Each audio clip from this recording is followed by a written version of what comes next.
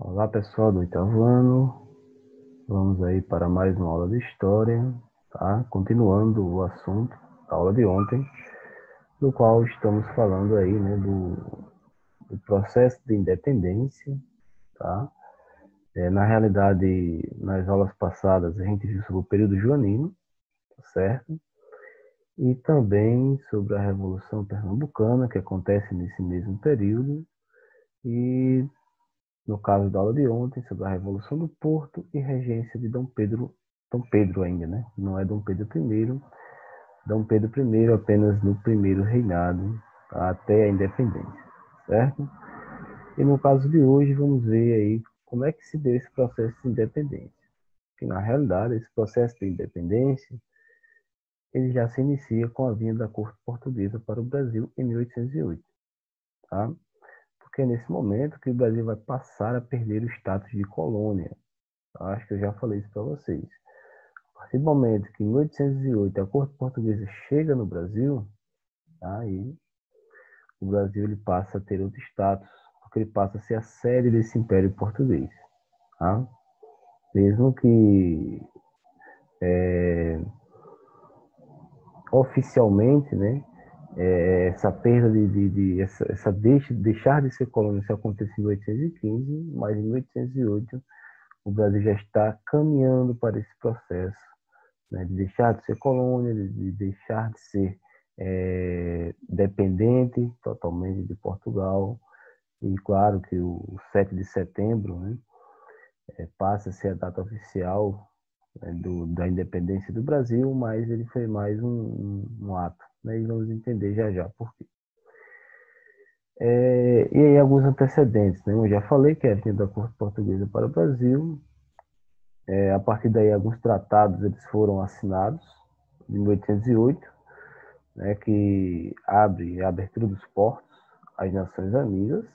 Então o Brasil já deixa, não tem mais aquele pacto colonial que teria que comercializar apenas com Portugal. Em 1810 ele vai fazer alguns tratados com a Inglaterra, que vão favorecer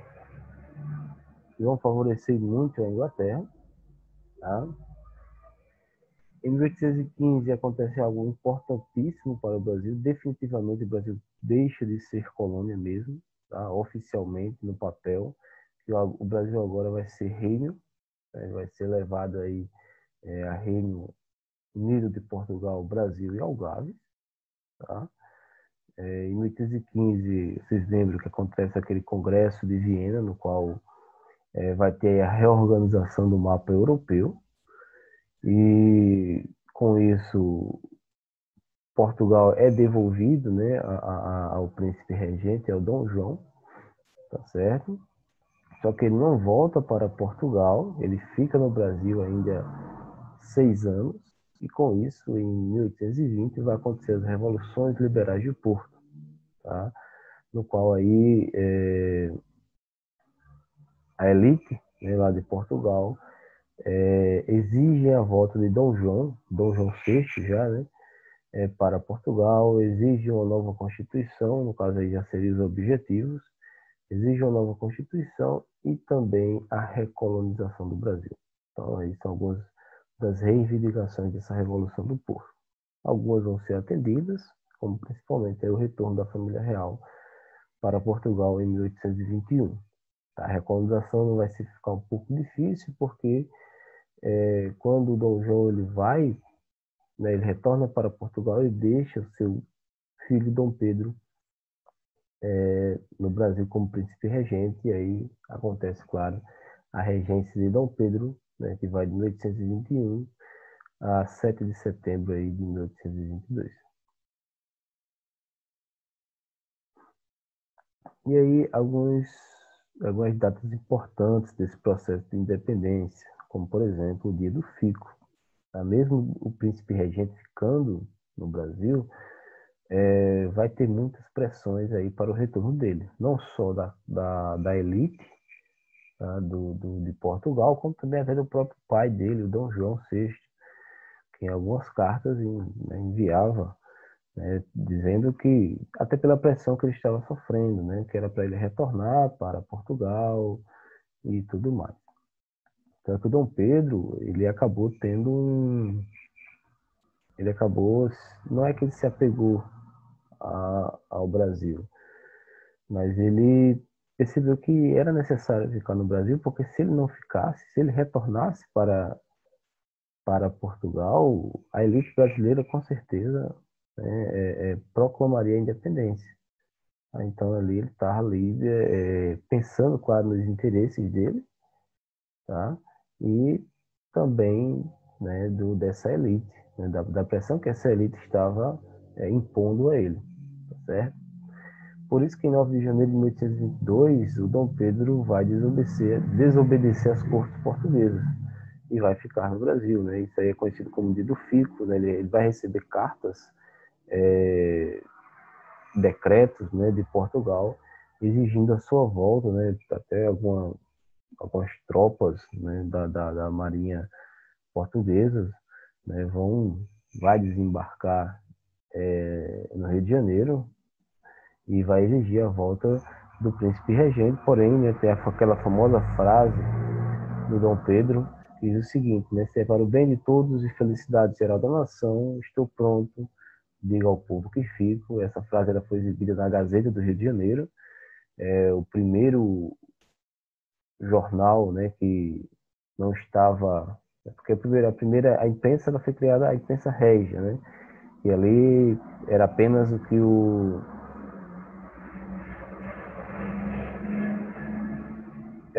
que a corte queria que fosse exibido, que fosse dito naquela imprensa. E a Gazeta do Rio de Janeiro vai ser criada um pouquinho depois, que é o primeiro jornal de fato, né, do Brasil.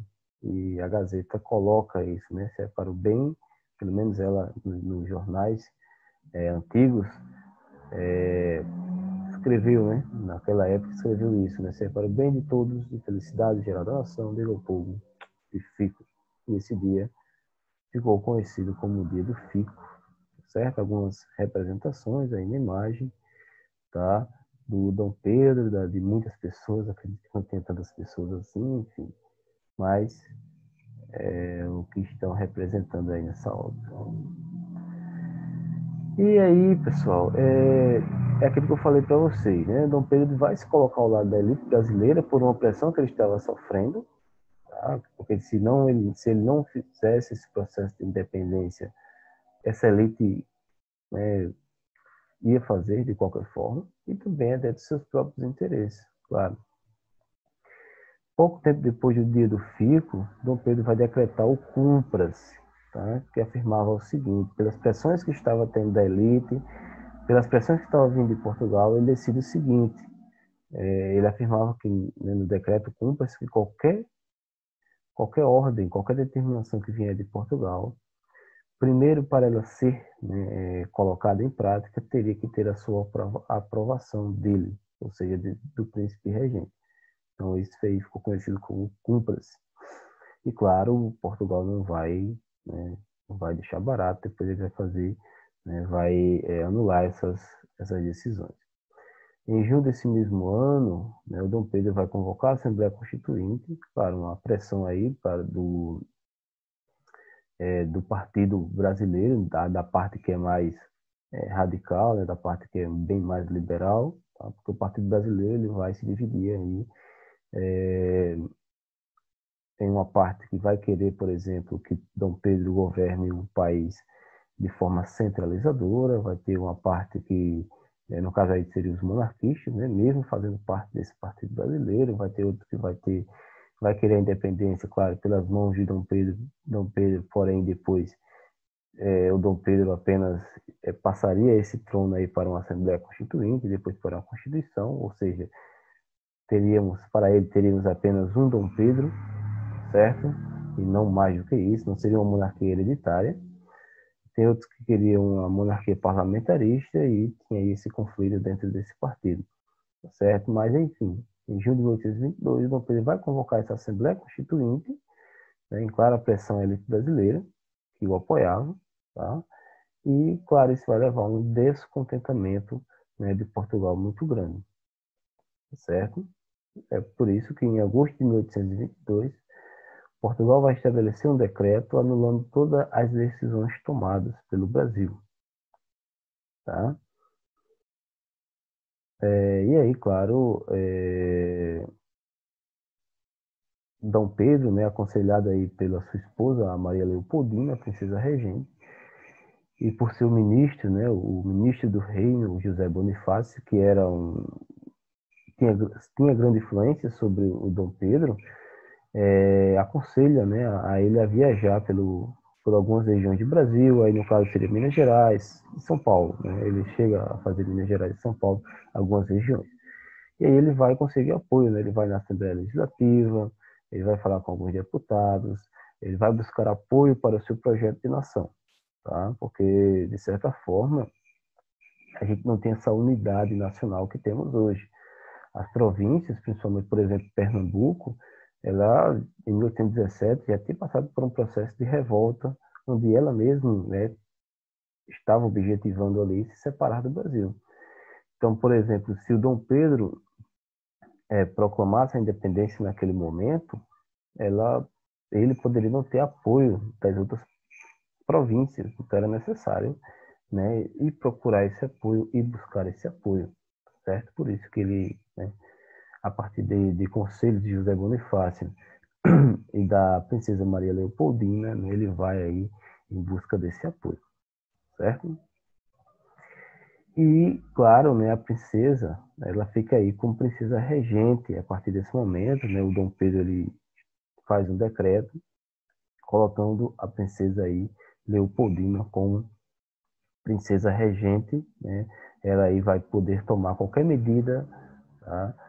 Assinar qualquer documento, qualquer decreto, como se fosse o príncipe. E aí que em 7 de setembro, aliás, antes disso um pouquinho, ela vai receber cartas, né? Ela vai receber documentos de Portugal dizendo, né, dando um ultimato mesmo para o Dom Pedro, dizendo que ele teria que voltar para Portugal e caso ele não voltasse, as tropas, a marinha portuguesa e tropas portuguesas invadiriam o Rio de Janeiro e forçariam, né, colocariam o Dom Pedro e ela também, claro, de volta para Portugal.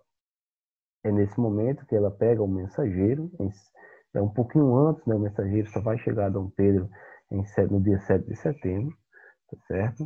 Mas ela envia para o mensageiro para Dom Pedro com essas cartas, vai ter uma carta dela, vai ter uma carta do José Bonifácio, né, uma mensagem do José Bonifácio, e vai ter as cartas de Portugal. E claro que um pouco antes ela já tinha assinado, né? Por isso que eu coloquei a imagem lá na abertura, né? Que é a Maria Leopoldina que assina a independência do Brasil, e claro, quem proclama essa independência vai ser o Dom Pedro.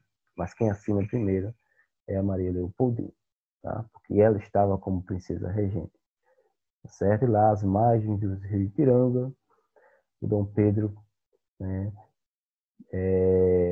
faz aquele gesto, né, que ninguém sabe se é verdade ou não, existem essas discordâncias. As margens do rio Ipiranga, do riacho de Ipiranga, fala aquelas frases, né, independência ou morte, né? Mas não se sabe realmente se ele disse isso, certo? E aí, né, você pode perguntar, né, se teve alguns conflitos nesse processo de independência. Claro, vai ter um pouquinho antes, alguns conflitos, não vai ser conflitos tão grandes assim, né? Vão ser conflitos locais, localizados em algumas províncias, e depois também, por exemplo, mês após a independência, né, apenas após o 7 de setembro, algumas províncias vai ter aí a presença portuguesa, de muitos portugueses que ali também almejavam essa recolonização, né? Então eles vão entrar em conflito, depois eles vão ser expulsos do Brasil, tá certo? Exemplos aí de Pará, Piauí, Maranhão, Bahia, próprio Pernambuco também, tá? Eles vão ser expulsos, né? Logo após isso aí, alguns anos também depois, vão ser expulsos aí pelo Dom Pedro, tá? Que vai contratar tropas mercenárias, lembrando que o Brasil não tinha um exército, tá? Esse exército ele vai ser formado apenas em 1865, se não me engano, na Guerra do Paraguai, tá certo? Mas houve alguns conflitos, sim, porém não podemos chamar esse processo de revolução, como por exemplo chamamos aí a independência americana de Revolução Americana, tá? E também não podemos comparar esse processo de independência do Brasil com o processo de independência das colônias espanholas. É bem diferente, porque no processo das colônias espanholas, de independência e da Revolução Americana, as mudanças elas foram, de certa forma, drásticas. E no Brasil não vai haver tanta mudança assim, porque quem proclama a independência do Brasil é a própria realeza, o próprio Dom Pedro é um português. Tá? É ele que comanda esse processo, de certa forma, né? Porque, na realidade, quem está por trás disso é a elite brasileira. Né? É a elite que está ali influenciando esse Dom Pedro, o próprio José Bonifácio, né? Está ali arquitetando, está ali influenciando, né, o Dom Pedro. Não existe assim uma participação popular, tá certo? E as mudanças não foram, de certa forma, não tiveram essas mudanças. Foi só uma passagem, né, de bastão aí. O Brasil fica fora da influência de Portugal, de certa forma, né, não vai ter tanta diferença assim. O Dom Pedro ele passa, né, ele tem uma mudança, apenas ele não deixa de ser príncipe regente e passa agora a ser imperador, passa a ser rei do Brasil. Então não tem tanta diferença assim. E aí alguns quadros, né, algumas representações aí que foram feitas daquele momento, como por exemplo a coroação, né, do Dom Pedro, agora é Dom Pedro I, em dezembro de 1822. Tá? Lembrando que mesmo depois dessa proclamação da independência, vai haver também agora o reconhecimento. Tá? Primeiro vai ser os Estados Unidos, depois a Inglaterra e só depois que Portugal vai reconhecer, no caso, se não me engano, em 1825, 1826, algo assim. Então, ele vai ser coroado em 1º de dezembro de 1822, tá? São alguns quadros aí daquele momento, dessas representações, como por exemplo o quadro do Pedro Américo, né, o paraibano, que esse quadro ele foi feito no fim, né, da monarquia brasileira, em 1888. Então ele faz uma representação do Rio do Ipiranga, tem uma casinha ao lado, acho que é uma representação um pouco forçada, né, do ato, do fato, do acontecimento do 7 de setembro. E aí tem algumas discordâncias, porque dizem que o Dom Pedro ele não estava com tanta gente assim. Dizem também que o Dom Pedro não estava a cavalo, o Dom Pedro estava em uma mula, né? Então fica aí alguma discordância. Esse quadro ele foi encomendado pelo pai do Dom Pedro I, aliás, pelo filho do Dom Pedro I, tá? O Dom Pedro II, que era imperador do Brasil. Então ele queria mostrar que o quanto era importante a monarquia brasileira, tá? Que tinha proclamado a independência, tá? Essa questão do ato de heroísmo, tá certo? Mas aqui é um quadro fictício porque, né? E com algumas discordâncias, com fatos que foram forçados, certo? Não tinha tanta gente assim, né? Pelo menos os relatos da época dizem que o Dom Pedro estava com a diarreia danada, estava com problema de dores de barriga, até porque a viagem, né, do Rio de Janeiro para Minas Gerais, depois de Minas Gerais para São Paulo, eram viagens que levavam longos dias, né? Então ele não estava aí com essa pompa toda, né? Com esse gesto todo. Claro, pode ter dito, né, independência ou morte, pode ter proferido algumas palavras, mas talvez não chegasse a tanto. E aquela casinha ali do lado, talvez nunca tivesse ali, certo? O outro quadro, né, do François René Moreat, não sei, acho que é isso, é um francês, tá? Ele fez um quadro em 1844, um pouquinho antes de Pedro Américo, e aí ele coloca o Dom Pedro, né, com as suas tropas, com muita gente, com muita participação popular. Já disse para vocês, né? o processo de independência do Brasil, ele não teve participação popular, inclusive até nesse ato do 7 de setembro, né, da independência ou morte. Então você coloca pessoas, crianças, né, o Moreá coloca. E não teve, tá, pessoal? Não teve aí nenhuma participação popular. Então são quadros que, para percebermos que ele foi encomendado aí por uma elite, ele foi encomendado pela monarquia. E aí ele vai dizer, aí ele vai expressar o que ele quer que as pessoas vejam, tá? E ele queria isso, né? Queria demonstrar que teve participação popular, queria demonstrar que foi um ato heróico, tá? Do Dom Pedro I agora, certo? Então, nossa aula fica por aqui. Espero aí que vocês tenham gostado, espero que vocês tenham entendido, tá certo? Então, até a próxima aula, até mais.